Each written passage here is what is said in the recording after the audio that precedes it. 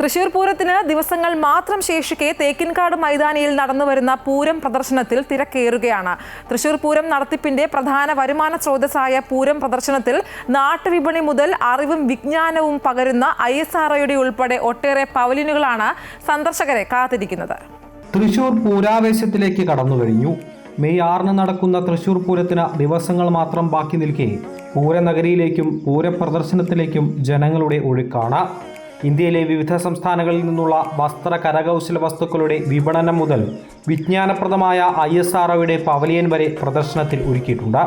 ഒപ്പം Kerala police, Guruvayur Devaswom, Thrissur corporation, Kerala veterinary സർവകലാശാല, excise വകുപ്പ് പവലിയനുകളും പ്രദർശനത്തിലെ ശ്രദ്ധാകേന്ദ്രങ്ങളാണ്. ഇതിൽ പോലീസ് എക്സൈസ് പവലിയനുകൾ പ്രദർശനത്തിനെത്തുന്നവർക്ക് ലഹരി വിരുദ്ധ ബോധവൽക്കരണവും സന്ദേശവും നൽകുന്നു. വിനോദവും വിജ്ഞാനവും നൽകുന്ന പ്രദർശനം ജനം ഏറ്റെടുത്തു കഴിഞ്ഞു. സംസ്ഥാനത്തിൻ്റെ വിവിധ ഭാഗങ്ങളിൽ നിന്നുള്ളവർ ഉൾപ്പെടെയാണ് പ്രദർശനം കാണാൻ തൃശ്ശൂരിലേക്ക് എത്തുന്നത്.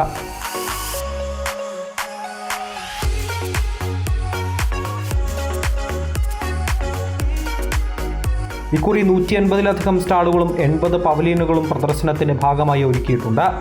റോബോട്ടിക് മൃഗപ്രദർശനവും സൂപ്പർ റിയാലിറ്റി 5D ഡോം തിയേറ്ററും പ്രദർശനത്തിന്റെ മറ്റൊരു പ്രത്യേകതയാണ്.